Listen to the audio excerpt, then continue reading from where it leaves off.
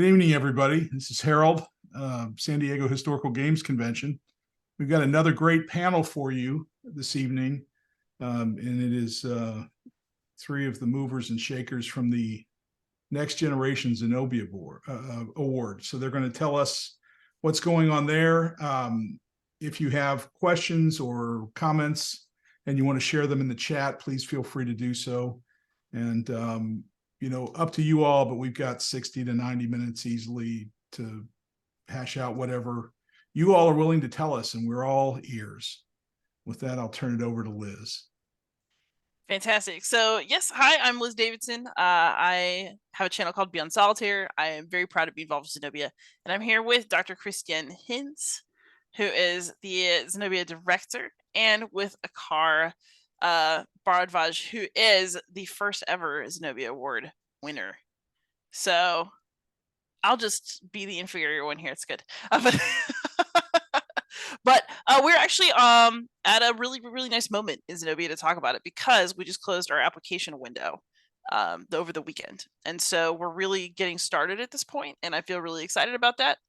So I'm just going to report because I have the application form open.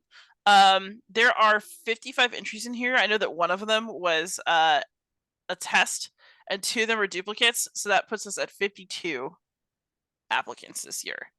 And I feel like that's a healthy number. I feel like it's a number that we can work with and really give people really strong attention. So I'm personally really excited about it. Where are y'all at? Very excited about it.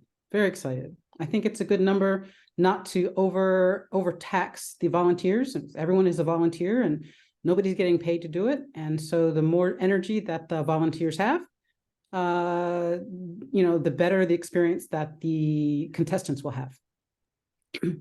Yeah, 100%. And just kind of peeking through some of the applications so far, I'm very excited about the quality of entries.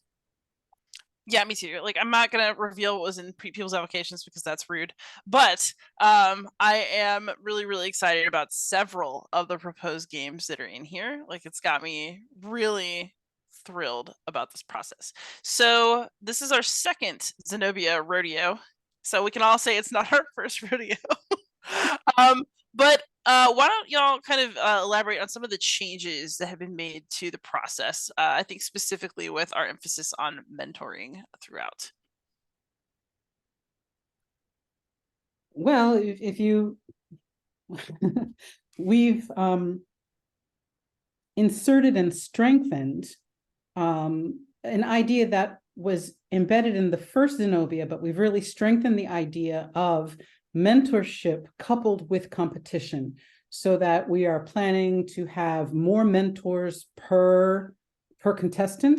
We're going to organize, or we have organized, what we are calling mentorship pods, where each contestant has somewhere between 2 or 3 mentors, so they have multiple voices, so that the mentors bring various skill sets with them to help.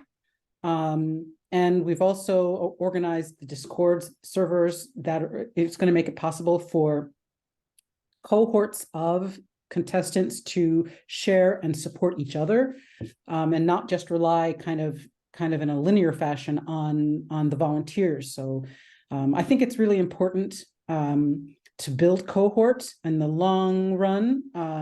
The only way that we're really going to expand diversity in the gaming space, in the history gaming space, is if we have people who know each other, people who rely on each other, people who know to call on each other, and also to create a really creative gesture that creativity happens in community. It doesn't happen by yourself in your lonely writer's garret or whatever it is.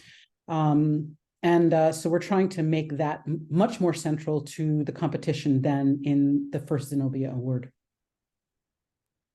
Yeah, I'll just add to that. I think probably the biggest strength of Zenobia, and probably the thing that offered the most, the thing I found most valuable, was entering this new community and talking to other people. And I think I was it took me a little while to get warm to that community. I think I had some misplaced misplaced kind of protectiveness about my own game, which I shouldn't have had. Everyone's super nice and super engaging and eager to help you out. So I'm thankful to have gotten that community out of this group. Yeah, actually, speaking of community, Akar, I know that you've got a bit of a "Where Are They Now" slideshow. Let's just do it. I'm just so proud of everybody from the last round, and I just really look forward to what's next. Yep. Here you go. I assume you can see my screen. So I have a few update slides here from Where Are They Now for Zenobia 21. Let's start with the published games. So as of today, there are 2 games from Zenobia 21 that have been published. The first one is Tendaya by Lolo Gonzalez, published by Red Mojo Games. And the second one, which just came out, I believe a couple weeks ago, is Rising Waters by Scout Bloom, published by Central Michigan University Press. I'm super excited. I haven't gotten my copy yet, but it's that one's super exciting. I think the game's been peer reviewed and it's super academically rigorous and historically accurate. So very excited about that. And it's about the part of the country where I grew up. So a little personal note there. We also have others that are available for pre-order. So at least 3 more available for pre-order. We have Boriken, which is on GMT Games' P500, which I believe you can order from now. There's also Dutch Resistance, Orange Shall Overcome, which went to crowdfunding. I believe you can still pre-order it, if I'm not mistaken.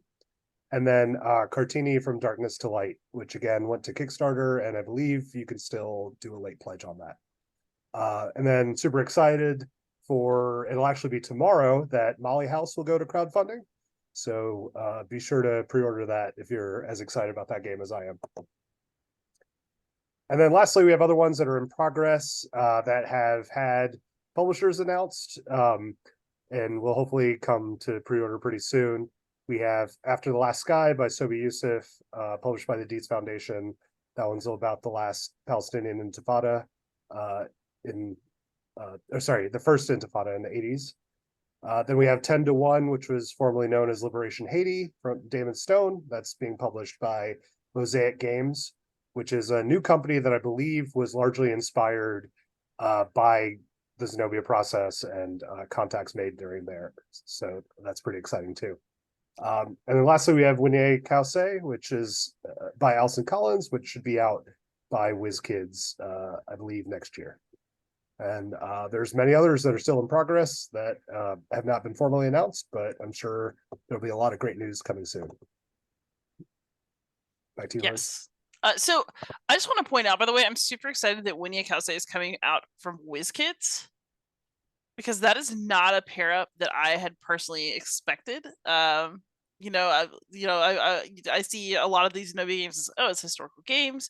So like Whirligig from Molly House, very pleased, not totally surprised. Like Rising Waters coming from Central Michigan University Press makes sense. They're an academic press. Boriken is on the P500 GMT, but I sort of feel like this is an early sign, or Ion, which has a mix of historical and sort of popular topics. What I'm hoping is that eventually over time, right, this is going to show that it's not just about bringing more voices to historical gaming.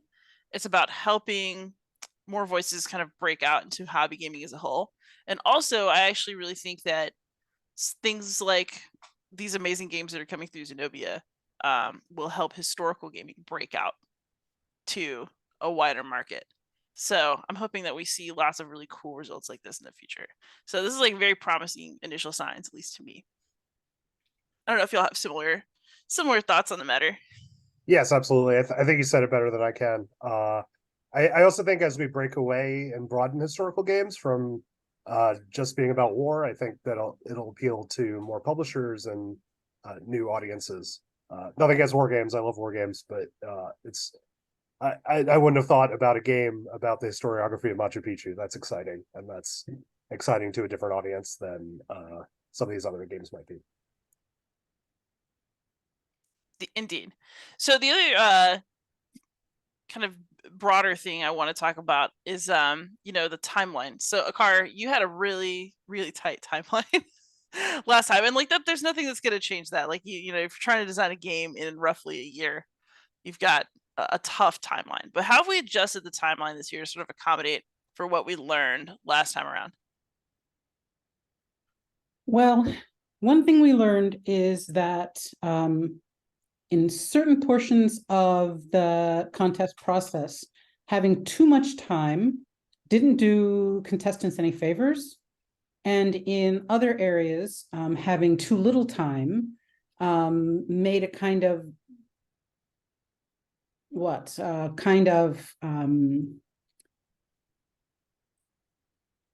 unnecessary advantage to people who had applied, who had already, or people who were in the program who had already designed quite a bit of their game and maybe already had partial prototype, and other people had come in just with a germ of an idea. So we wanted to make the concept proposal section of the game shorter, so that, you know, in some ways, bad ideas become obvious faster, and you get rid of bad ideas faster if you work a little harder at the very beginning. And then the time we saved in shortening the concept proposal period of the game, we moved into the prototype development portion of the game and of the contest. So I'm not sure if people are aware, the prototype requires both a working prototype and a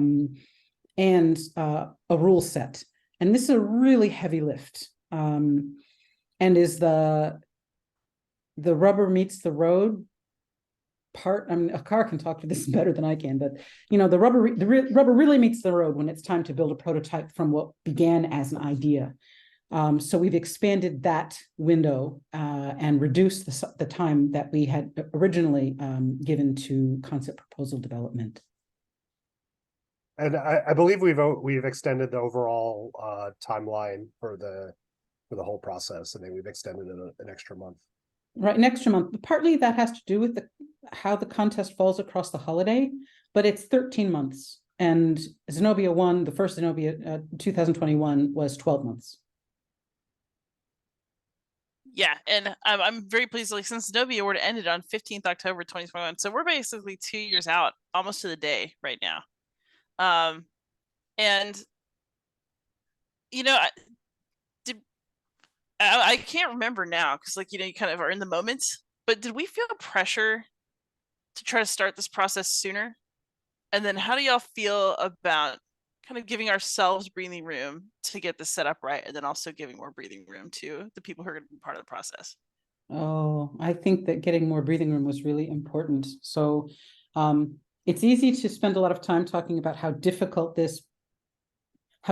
intense the experience is on the contestant side, but it's really intensive and high pressure on the volunteer side, on the side of the mentors and the judges. And because everyone is a volunteer, then we don't want to burn out what is, in a sense, a somewhat limited pool of people. Lots of people want to do it, but it's still a limited pool of people that we hope to have continued relationships with over time. So making sure that people had a good rest as compared to turning around immediately and beginning an intensive process of development, that was important. Also, we really needed to go through data from Zenobia 21 and like we kept track of all of the problems and glitches and unexpected, you know, left turns, and, you know, we kept track of all that. And we really needed to go through that material and try to figure out, like, okay, what happened, what worked, what needs to be bolstered, where can we build efficiencies in, how do we like to improve it? And that took I don't know, 6-7 months to do. And that really needed to happen before we just leapt back in full of enthusiasm. We don't want to burn out, and we want to always be improving the process. Akar, how do you feel about flipping roles from participant to volunteer? Well, it's interesting because I've talked to several of the volunteers about burnout, and I think being a contestant, I was burned out in a very different way. But so I'm glad we took the time to really think this through.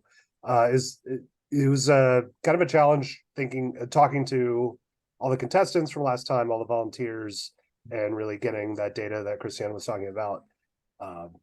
But I'm very excited to be on this other end of things. I think, I think I mentioned it on your podcast, Liz, but there were a lot of questions I had going through the process where I'm like, oh, I wish it were done this way. And then now that I see it from the other perspective, it's like, oh, that's why they didn't do it that way. I get it now. Well, So one of the nice, go ahead. Sorry. No, please. I was just going to say that one of the nice things is we have contestants from Zenobia 21 who are volunteering with us. And that's exactly the kind of community building, resource maximization that we were hoping to have. So we're really excited to welcome those people to this side of the fence in this term. Yeah. That's awesome. And then actually it's related to what I was going to ask, which is, Akar, you're the one who is our main volunteer manager. How many of the volunteers, at least to your knowledge, are returning volunteers from last time? Do we have good retention from season to season, as it were? yes, so I haven't quite run the numbers on it, but I believe something like 3/4 of the volunteers from last time have come back. And then we've done a good job of filling it with it's largely people who were contestants the previous time, and then people they know who are involved in gaming. So it's a more diverse crowd this time, a lot more folks who are less established in the field.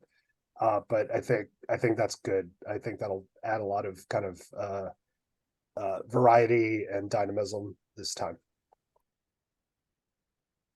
Yeah, I think that that actually works really well with the idea that we're doing mentorship in pods, so that people will get access to different types of viewpoints, opinions, and experiences through having more than one mentor.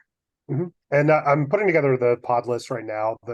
The objective there is to get a good mix of people who have game design experience, people who have other experience in the field of board game publishing, people who are historians, etc.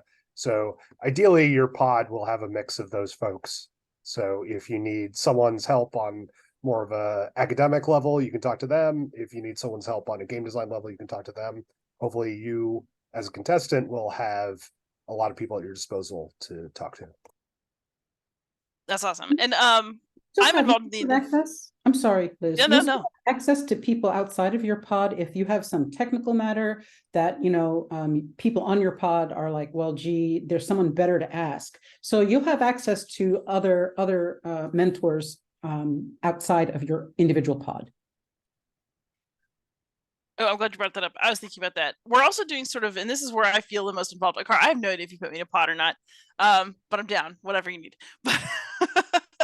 But some of what we've been preparing to do, but it's not fully out yet, is we made a Zenobia YouTube channel, and we're going to be trying to, at least this is my understanding, we could have this conversation in real time. Create resources that are also more generalized for people. So, I'm planning to record videos in the near future about parts of the application process that we can hopefully use year on year, depending on how things change. But also, have people who are experts in the field, give little, maybe like webinars almost, about various aspects of game design and marketing and, rulebook writing and pitching and all those different things that, maybe you don't know as you're trying to enter the world of game design, but somebody who's on the Zenobia project knows. And so, I mean, do we have a vision of maybe Zenobia actually also helping more people outside of the project too? Because we're going to be doing like all of these videos and kind of making them widely available, for participants first, and then for the more curious beyond that. I think that was something we discussed, was basically inviting contestants to the live taping of the talks, and then opening it up to a broader audience when we just put it on the YouTube channel. Yes, and it will be a good thing for the Zenobia brand, so to speak, to have kind of an outreach to a larger group than just our contestants. So we're looking forward to putting that in place and seeing how it does, seeing how useful contestants found it, and seeing how many other people find their way to it and make good use of that information. Yeah, I think this conversation actually leads us to sort of the crux of what I think we're finding out about ourselves as Zenobia 2 right now, collectively, which is sort of finding that balance between this is a contest and this is an experience that's meant to help you. Um, so how are y'all approaching that right now? And kind of when you think about Zenobia, I find myself thinking about it less as a competition and more as I'm going to work with all these different people and like try to get a bunch of games out there. But it's also still an award. So where are y'all at mentally with that right now? I think partially, I mean, just talking from other contestants in the previous iteration, I think we came to the realization that pretty much all of us were in it more for the mentorship than for the actual award.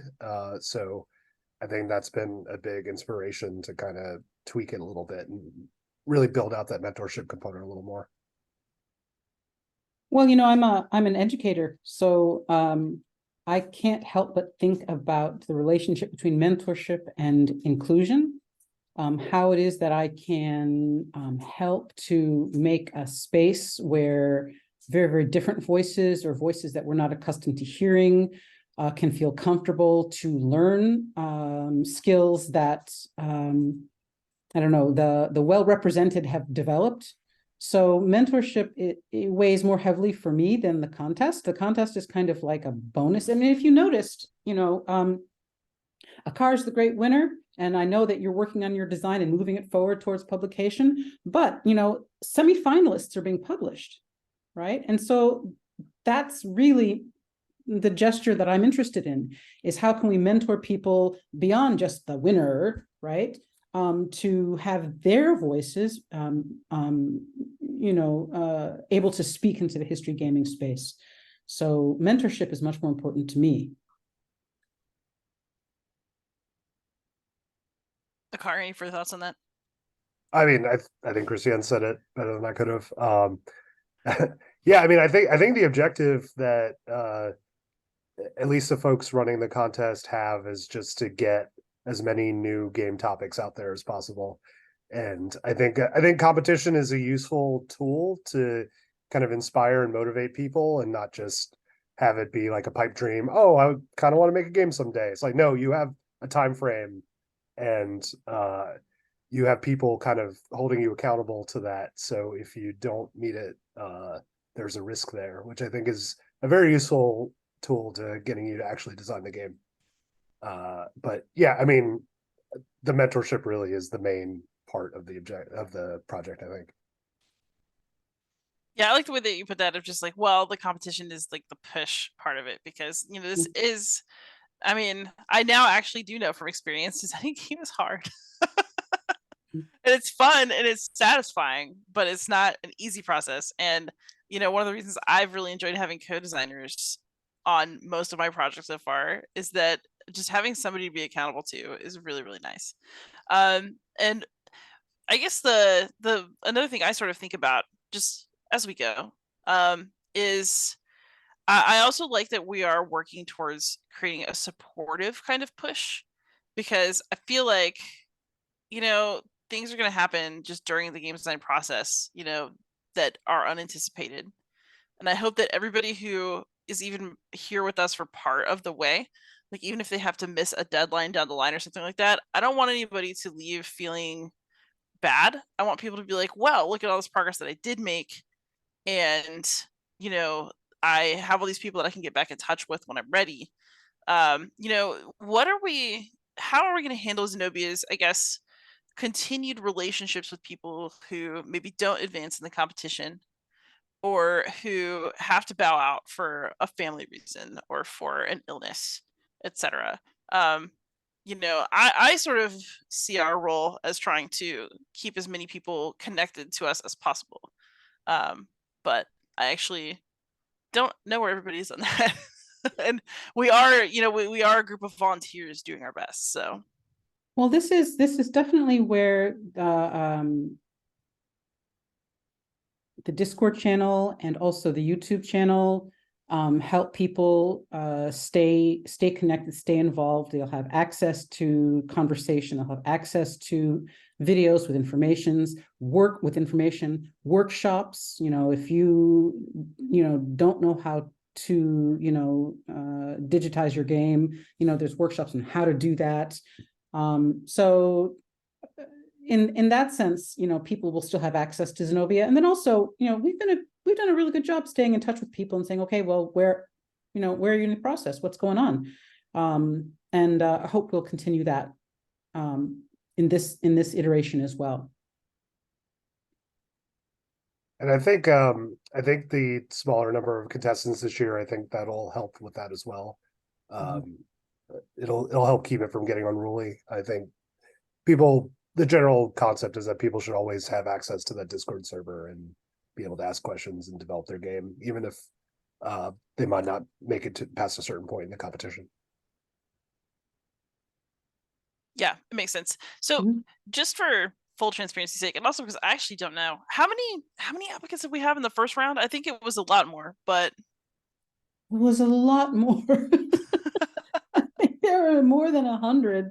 I mean, in the range of 150, if I recall. Like, it was a very huge number of people. So the application period is open for 2 months, and that gave lots of people. And I think the application process was simpler is to maybe that's over speaking, but it was simpler so that people could apply without having spent a lot of time thinking about what it is they wanted to do. We tightened up that application process a little bit. And tightened it up by making it shorter and by making the application questions a little more involved. So that may have something to do with the smaller number of applicants, or it may be that, the reputation of the first iteration made people realize that it's really a good idea to have a kernel of an idea, a little bit more than a kernel of an idea. It's not something you can take on lightly. There's a crucible effect. I also think a wild herald appears. Yeah, I think that our community is better informed now about what the award expects at the end. So I think that's one of the reasons you're getting a better concentration in the award. And then I also think that the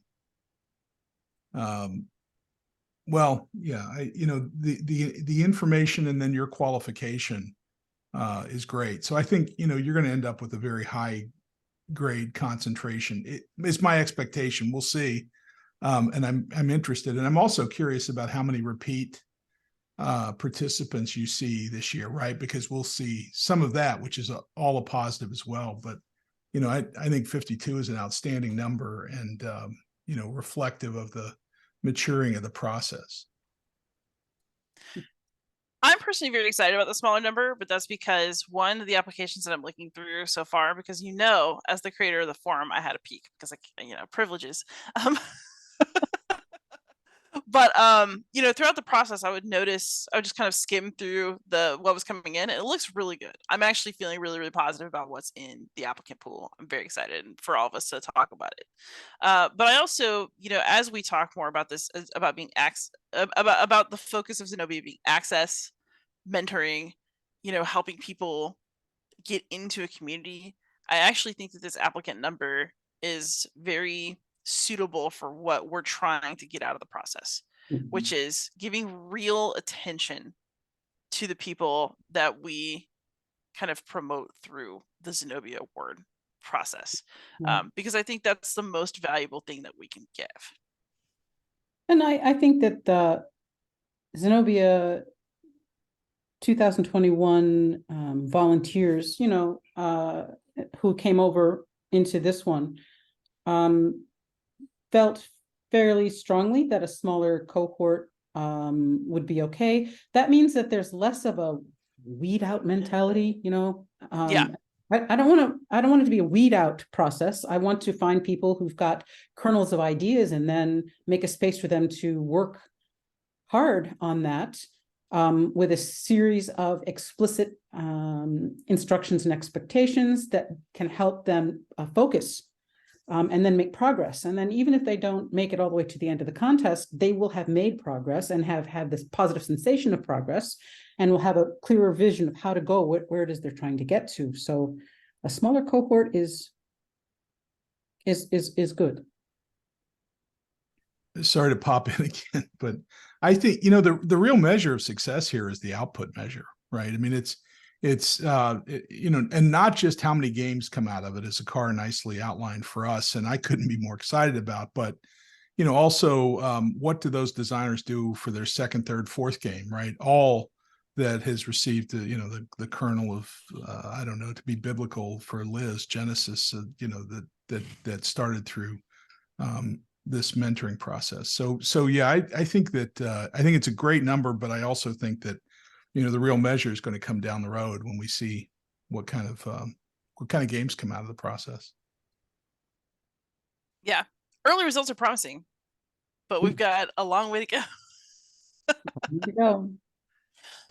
So another thing, we talked about this on my podcast some, but I also, you know, for people who are here viewing, I want to talk about, you know, we also, because the focus is access and actually getting your game out there and getting support, we've also been working on a different prize structure this time around. So, you know, Akar made out like a bandit. No, I'm teasing. No, we had cash prizes in the last one, and you know, this time around, I think we're looking for something that's a bit more geared towards getting more people's games more ready. So, can we maybe talk about where we're at in that prize determination process? Well, I might have mentioned this before. In Zenobia, in the first Zenobia iteration, I'm not sure if we were very aware, or we had a very good idea of how many people would be willing to donate, or how much cash would actually appear.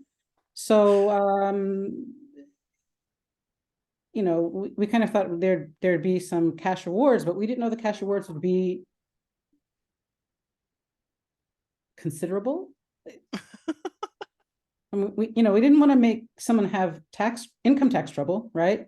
And so in this iteration, we really wanted the motivation to participate, not to be the notion that, wow, I can get a big, I can make bank on this contest, so much as, you know, make it possible for people who are underrepresented to be able to make their games or their work visible at conventions, demo their work publicly.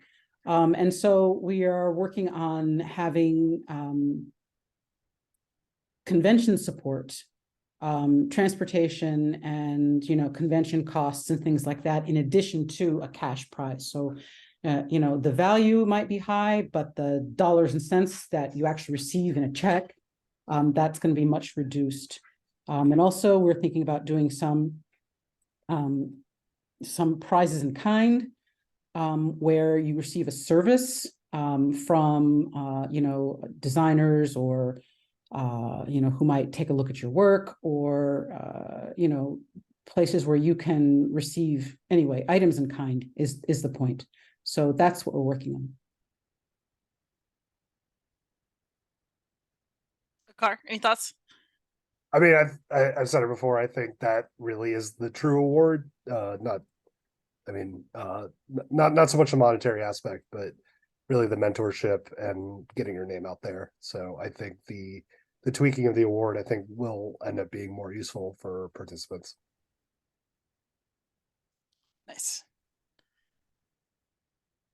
And then, so another thing I wanted to kind of bring up, especially as we're starting to look through applications, is we also, you know, the Zenobia Award, who it's for is something that's also, you know, we've been working on the language on that, I think, very carefully.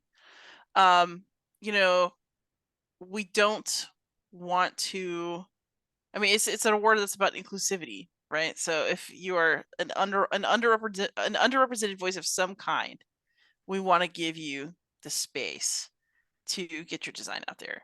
So I guess, do we want to maybe clarify that for this audience as well, like where we're going with who counts, I guess, for the Zenobia Award, and whose games get to be considered for this process?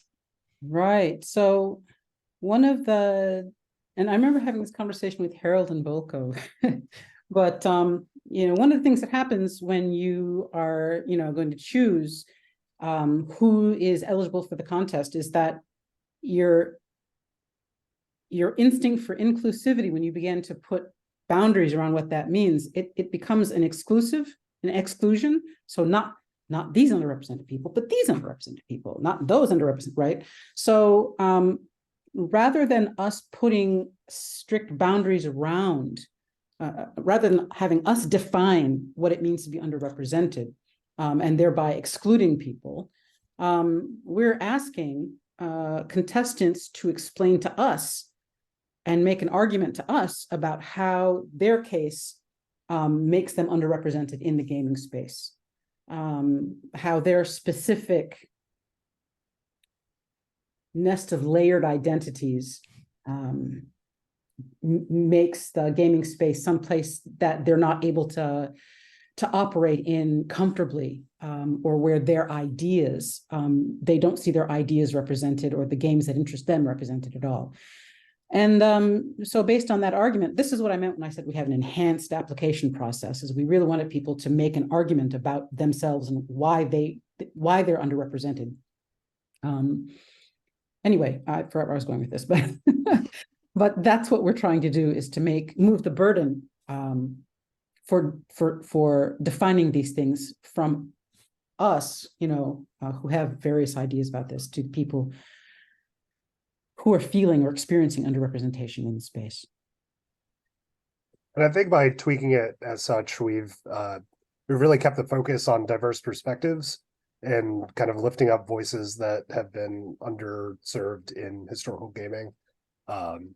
I think we've made it more about the perspectives and less about specifically the identity of the designer, which I think is useful.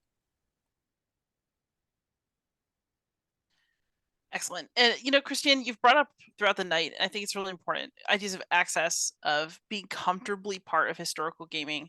And so, this is the Zenobia panel, but, I think SD HistCon has its own role to play, right, in our larger historical gaming community, of making historical games more accessible, making them, making more people feel welcome.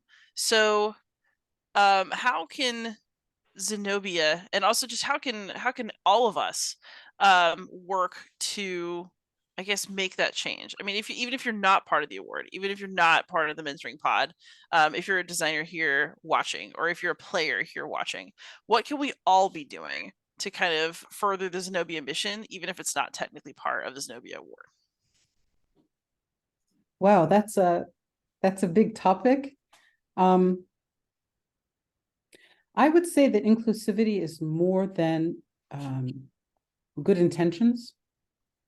I would say that creating an inclusive space is more than a lack of antipathy toward any particular group. I think that it involves decentering your own experience, which, your own experiences feel normal and average, and not in any way exceptional, and not in any way privileged, right? Because you're living them and it seems ordinary to you. And therefore, people tend to think about their normal experiences, their own lived experiences, as normative. And that's what everyone should experience. That means everyone should think the way that I think.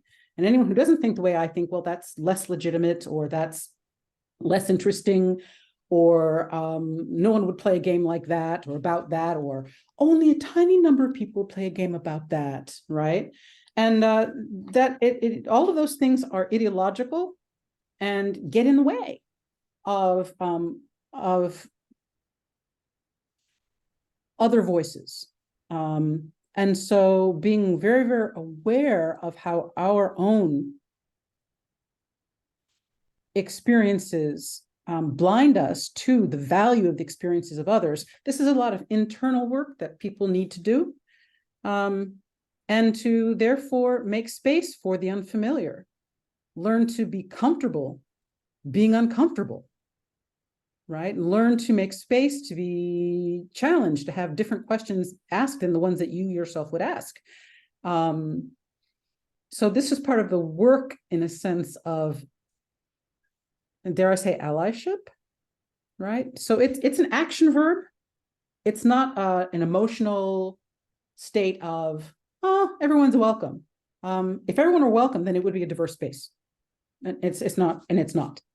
So I would ask people to do a lot of internal work, decentering themselves, decentering their stories, decentering the stories of the histories that they've learned, and make space for stories that are entirely strange to you.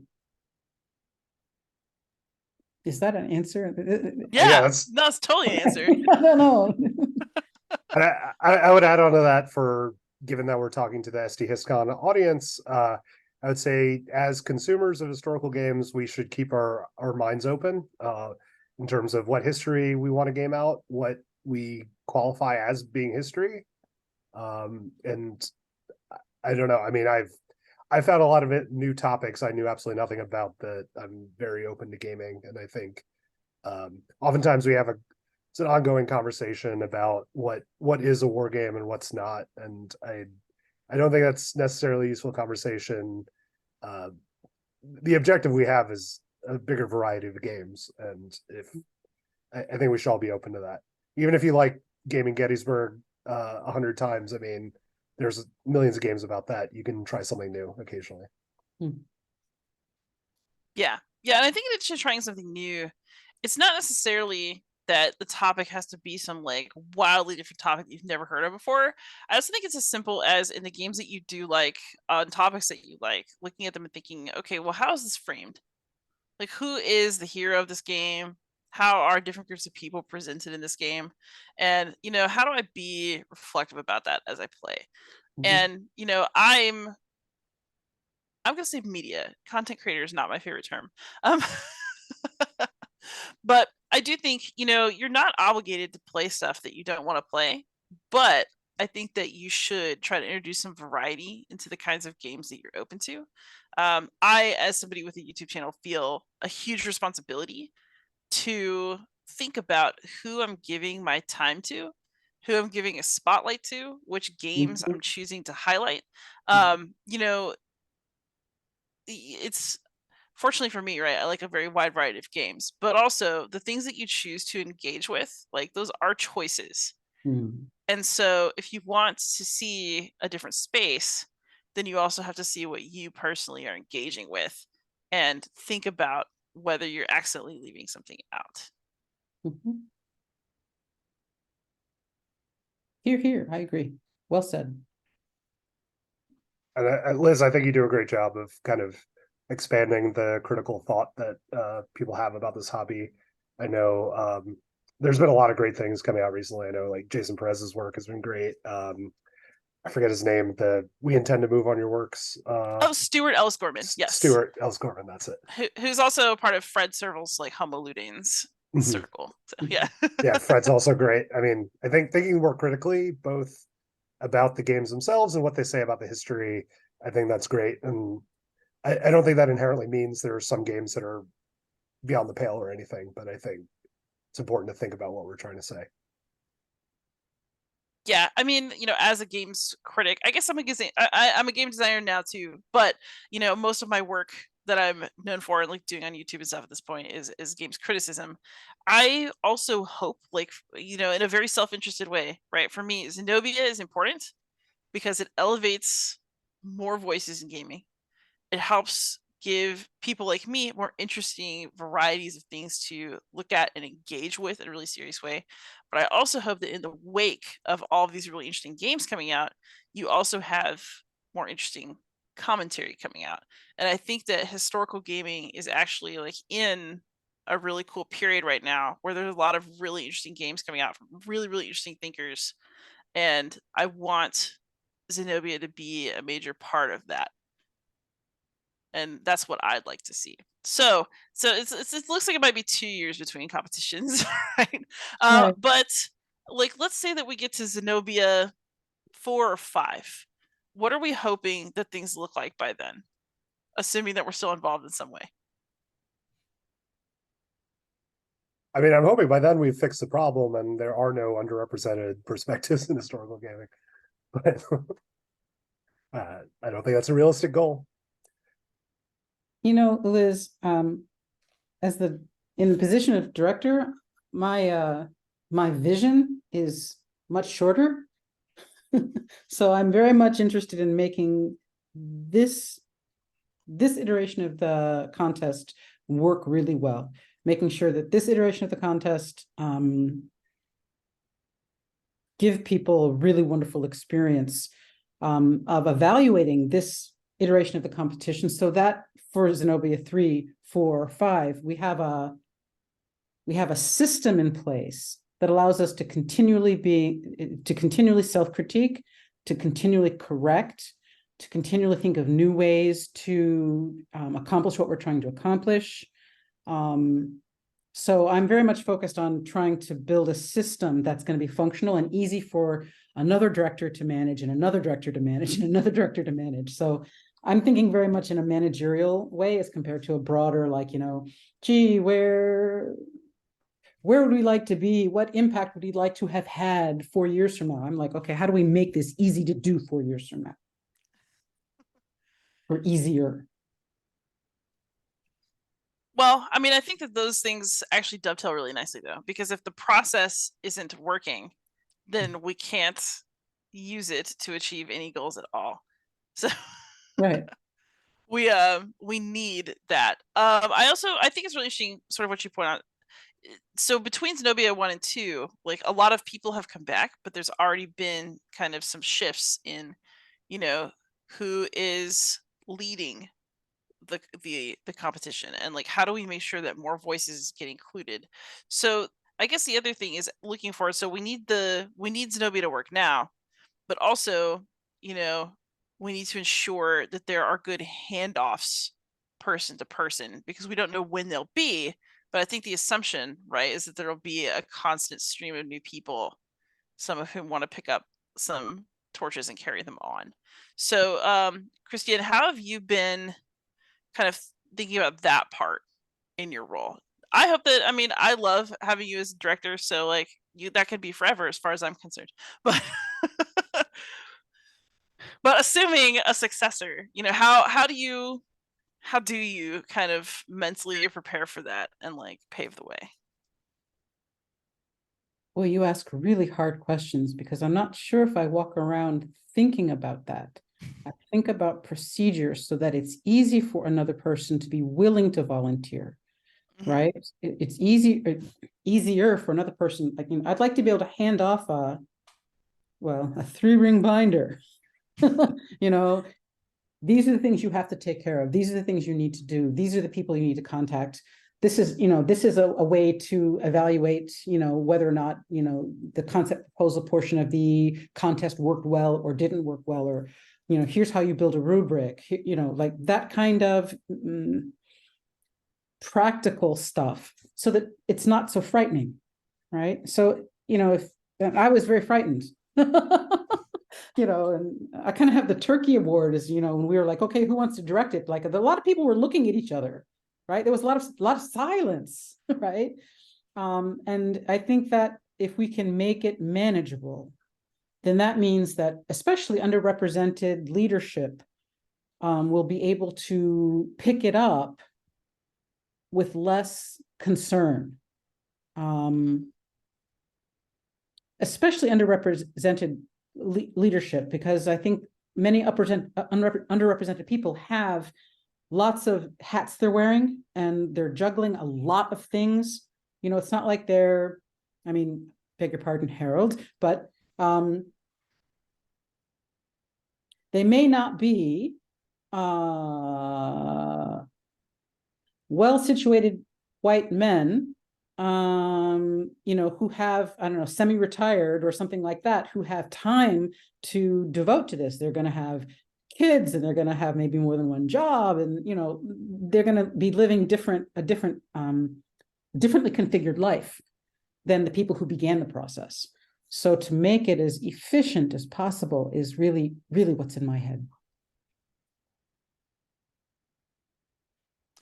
I really like that, because as we talk about accessibility and doability of this for contestants, I think it's really neat that we're kind of also having a twin conversation on the other end about how to help this award perpetuate itself with the kind of leadership that we want to see, with a potential diversity of leadership that we're hoping for, by making sure that we're also good stewards of the process, as well as people who take good care of the applicants who participate in Right. the award itself. Right, right. Akar, any thoughts on that as somebody's on both sides? Well, I got the impression that the previous iteration was mostly was very experimental and kind of I've talked to Volko and Harold, and they both said they didn't know what to expect from the whole experience. They didn't know how many people they would get. They didn't know if they'd have enough participants even to have the contest overall. And they wound up exceeding expectations by a large margin. Mm-hmm. So I think each time we do this, I think we'll get a little less experimental with it and try to figure out best practices and move on from there. And I think Christienne's done a great job of kind of shaping the contest this time based on feedback from the previous time.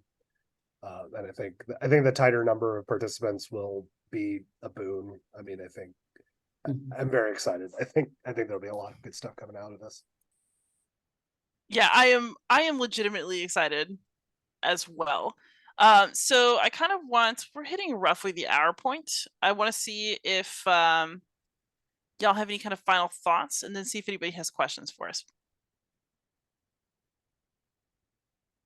I want to turn back to Akar's commenting on how the competition aspect of the process, puts pressure on the contestants to actually produce. Like, it makes it gives them some milestones.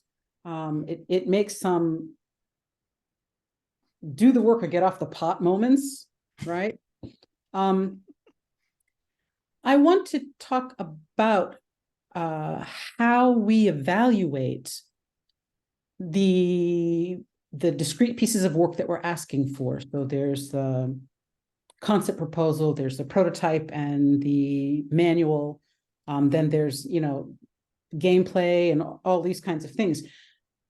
It's really important to know that we work hard to build rational rubrics against which all contestants' work are measured. All contestants' work are measured against the same rubrics. It's not random. It's not, which game was funnest.